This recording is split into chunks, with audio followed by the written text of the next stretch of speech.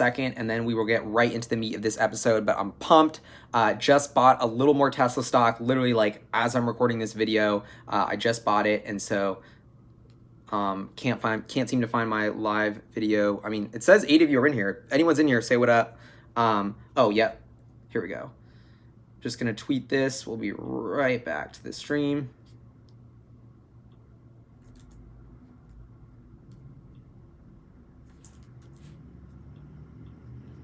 One second.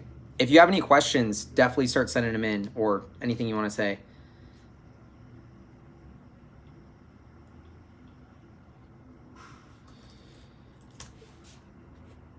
What's up? 73 people.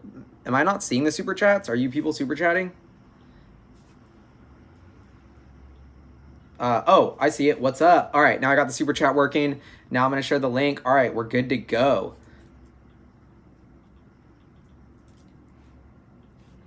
So, what up, Hyperchange? Welcome to this episode. So, yesterday I made a video. Basically, I was gonna buy Tesla stock, and then I didn't, and I had some hesitations. So, I basically made an episode explaining what those hesitations were. It totally blew up on Twitter for, like, I think the wrong reasons. I guess a ton of short sellers thought it was like a victory, even though I didn't sell a single share. And like, anyway, I thought that was hilarious. And so, honestly, and I want to thank everybody who commented, emailed. I got so much amazing feedback, and like, what Hyperchains really is at its core is me documenting my decisions as an investor and, you know, open sourcing that journey. And you know, I've really been struggling with like, okay, I have more capital, but I have concerns about Tesla. Should I invest? And reading all of your feedback, all of your messages, talking to so many people in the Tesla community today and last night, yeah, has sort of just really broadened my perspective on the company. And like, I've had to take a step back and be like, okay, look, like, yes, I'm frustrated with a couple things the company's doing. Yes, they look amateur at times, but has the thesis changed? You know, has the underlying long-term story here changed? I'm a very long-term investor. You know, I think of Tesla, I think of myself as like a startup venture capital style investor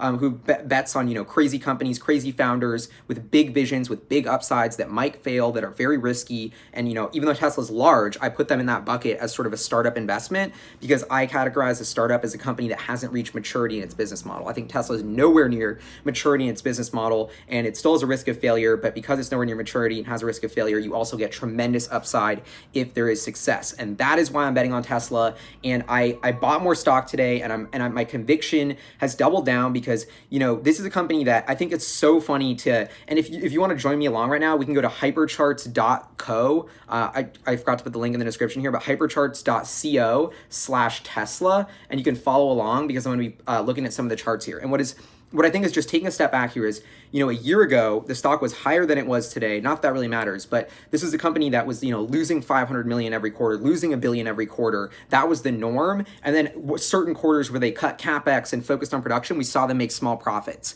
And then the past 2 quarters, that has totally changed. You know, there was a fundamental inflection in Tesla's business where they produced huge quarters of $1 billion plus in cash flow, profitability consistently. And you know, they did all these layoffs and they got lean as a company. They focused on expenses, and they went from burning a ton of capital to actually producing capital. And now that there's a quarter where they might be break even, everyone's freaking out. And I just took a step back this morning. I was on a call with Mo from Hypercharts, and it was actually so funny because I was like, if you told me a year ago that Tesla was profitable or that they would even be break even, like that would have been an incredible outcome for the company. And now they're break even and it's a disaster. So you see how that has changed. And the stock price, you know, here at 274, 275, where I just bought, you know, under $50 billion, they could even dilute at this share price and dilute the market cap to 50 billion.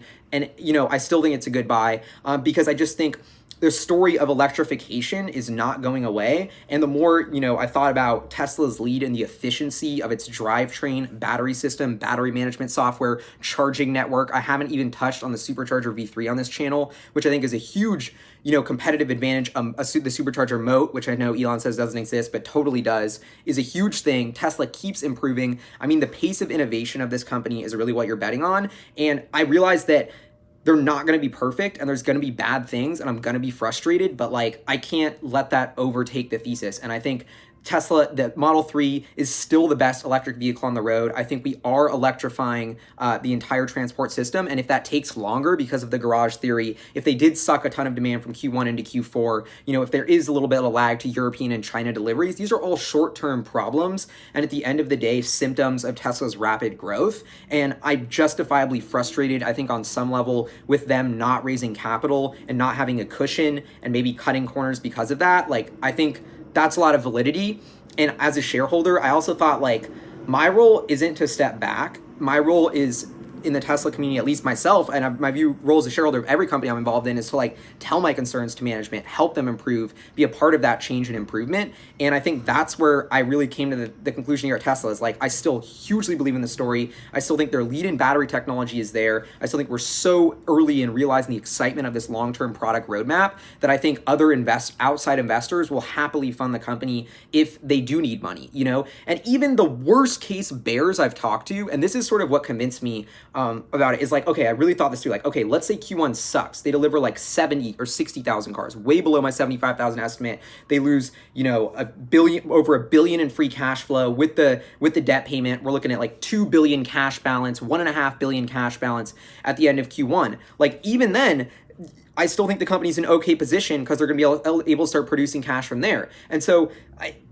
even in this doomsday scenario that I've been talking to some of the most prominent Tesla shorts about, who actually emailed me after I made that live stream. And I think it's so funny that like when I ask them and I grill them and I'm like, okay, so like, let's say you're right and they burn all this capital this quarter, like what's going to happen next? Like we all know the cash flow is going to improve. We all know like their energy business may start contributing. The Model Y, their costs are coming down for production. So this clear path to like bankruptcy and like this downward spiral, I think is way overplayed when I like really thought about it in my head. I was like, okay, they have one crappy quarter. Maybe they have to raise capital. Maybe they dilute a little. That to me seems like the worst case scenario. And, at the end of the day, I guess what my faith in Tesla is here is this is a battery company and that their battery technology is just miles and years ahead of the competition. And that to me is such a valuable asset in this ecosystem. Is SoftBank going to want a piece of that? Is Google going to want a piece of that? Is Uber going to want a piece of that? Is Amazon going to want a piece of that? Is Apple going to want a piece of that? You bet. And so, I have a special like connection to the Tesla story as well. Like, I love to be critical about the company, but I also I'm such a believer in this mission. Like, I'm invested in this company for more than money. Like, I'm a big believer in investing in the change you want to see or investing in the future you believe in. And like, it's just Tesla is building that so much that like, it makes me so excited to be a part of that. And I think, for all those shorts and skeptics who are like, oh, guy went to the dark side, he's just doing emotions now. Like, I just think, the cash flow of if they can bring a semi-truck to market with industry-leading battery technology that is actually a positive ROI for freight and shipping companies, I mean, that's a $50 billion business on its own. And so I think of Tesla as this amazing product company, and I think we're just... Anyway, I want to get into your questions because I feel like I'm rambling and not making too much sense. So,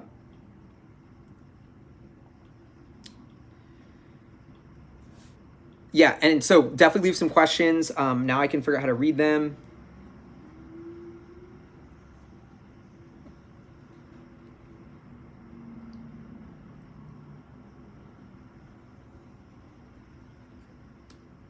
Any questions?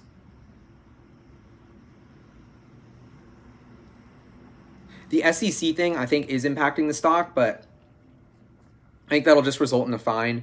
Nothing too big of a deal. And so, yeah, I don't know. I guess I guess since you guys aren't giving me that many good questions, I'll just keep rambling. But as a long-term investor, the trend I'm betting on here is the way we consume, produce, and store energy in society is changing. As humans, as investors, as an investor, I think you're really an anthropologist if you're a great long-term investor. And so when I think about where we are in humanity and as a society globally, we've really just exploded in consumption based on this carbon ecosystem. And that was incredible. And it was allowed all of this growth. But we got to the point of like, wow, we are emitting so much carbon and it's causing such an impact on the environment. Like, this is absurd. We need to change it. We need to fix it. And it's gotten to the breaking point. And this is a huge moment of revamping the entire energy infrastructure of society. And I think that is such an incredibly huge theme and opportunity that I just keep coming back to the fact that Tesla is leading it. And like, when I think about more granularly to the company, like, Elon Musk is just, he's been through so much to get this company. He has sacrificed so much. Like, if there's one person who's not going to give up and get through this, and I think Tesla's been in so many harder spots than this before that, you know, and actually, this is where, coming back to this is the point I want to mention in my last video, that what is actually happening, and this is my aha moment, is why I'm sort of like freaking out, like, oh, I don't get what Tesla's doing, like, what's happening, it's confusing.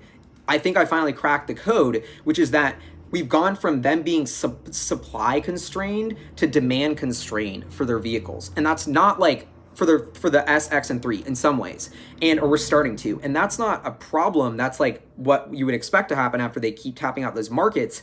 But that is, when I talk about inventory overhang, when I talk about a glut, you know, I think this is just a 1 quarter issue, a very temporary issue where they're normalizing their inventory and their production, and they've reached this crazy, you know, this has been they've been producing cars for 7 years and been supply constrained, and they never knew where the demand constraint was. And now they're figuring that out, and we're watching them feel out that process. And so I was extrapolating that feeling out that process as a huge negative, maybe, when it was really just, you know, once again, a symptom of them growing up. Now, I do want to say that all my concerns in my previous video about like them sort of being amateur hour with the way that they're actually managing the company, I still am like 100% behind and want them to like switch their stuff up. Like, they're not perfect, and I'm sticking with that. But I also just realize that it's the longer picture. Like, if you believe in BEVs, I just think it's so clear who's the leader with 80% market share, and so clear that they have such an epic product roadmap that this company is going to be so much bigger, unless they fail. Like, they could still totally fail and die, but I think my upside, if they don't from here, is multiples of my money. And so that's the realization I came to. Someone, ARS, just gave me or ours, thanks for the super chat, whoever that was. And oh yeah, that's the other thing, China. So this is probably what gets me most excited about when I was thinking about Tesla is, damn, so this Gigafactory in China is really, really interesting, because if you think about China as sort of like a separate market and business unit for Tesla, I mean, this has huge potential. I was watching this Curious Elephant, I think is the YouTube channel video, about like how China was producing like 2 million cars a year, and now like 20 years ago, now they're producing 30 million cars a year. They've just exploded as the world's largest car market. The suppliers are there, the contracts are there. I mean, the rate at which Tesla is building this factory in Shanghai, like, it's already happening. They want to roll off cars at the end of the line this year. I mean, that to me is a game changer. And I think that the Chinese, the more and more I've been thinking about Tesla's place in China, and like, I had just totally been discounting that and not believing it, but just watching the progress on the Gigafactory 3 and thinking how that's going to come online, and seeing like the early reaction from Chinese social media, I guess, or on Twitter, I've been seeing something. It just, I'm getting more bullish on that opportunity as well. And checking if you guys have any awesome questions. I got a question. Can you read this? Yep. I haven't visited the China Gigafactory, but I hope to go when it opens in Shanghai, which would be so epic, and I'm totally making a video.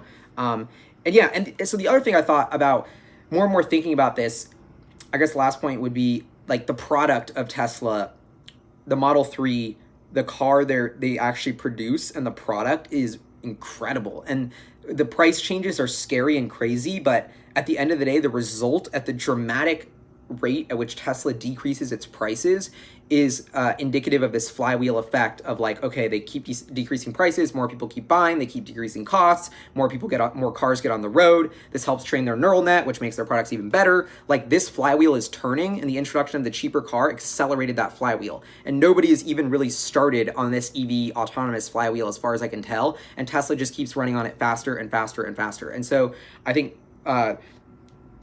yeah, and the other big thing is, like, I'm even thinking, like, this 35,000 Model 3, like, Lyft is about to IPO. I want to make a video about how Lyft should be buying fleets of the Tesla. Lyft is already paying to offset all of its carbon emissions, I believe. They already have this green feature where you can request an EV. Like, the demand for a clean, sexy vehicle to transport you is just increasing incredibly.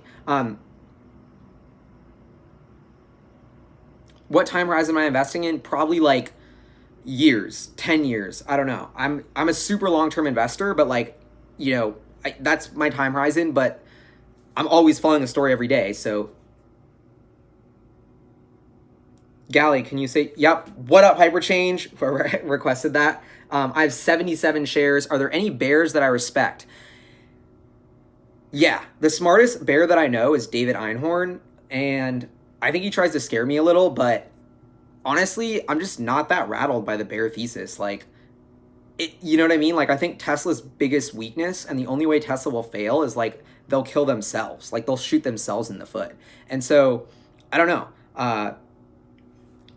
Power electronics tech advantage over other OEMs. Shout out to whoever put this super chat in. But yeah, that's an excellent point. That the efficiency story, which I mentioned earlier, like every single, when you dive into the specs of every single electric vehicle, there's something that doesn't add up. Like Tesla's efficiency per watt, and I'm probably botching this, or like basically the cost of their batteries and the range you get out of them are so much better than the competition, like significantly better and improved dramatically with the Model 3, which is why I still think a Model S and X refresh is overdue.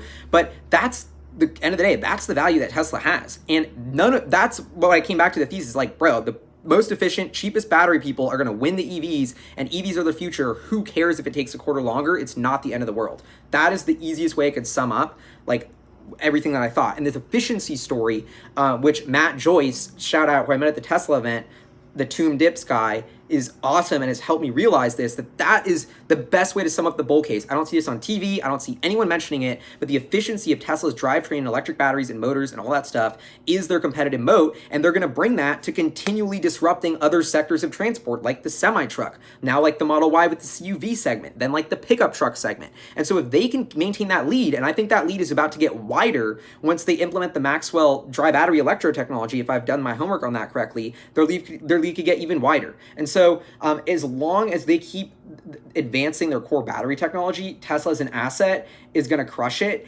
And the product is amazing. And I think all of these operational changes suck, or like operational mismanagement issues are frustrating from our perspective. They, don't make sense. It looks like Tesla is sort of like a startup. They don't know what they're doing sometimes, but you got to take the good with the bad. And I think the long-term story is more intact than ever. And I guess I'll sum it up by saying, like, yeah, it used to be like everyone was freaking out because Tesla was losing 500 million a quarter. Now they're freaking out because they break even. Like, the goalposts keep shifting. I'm sorry.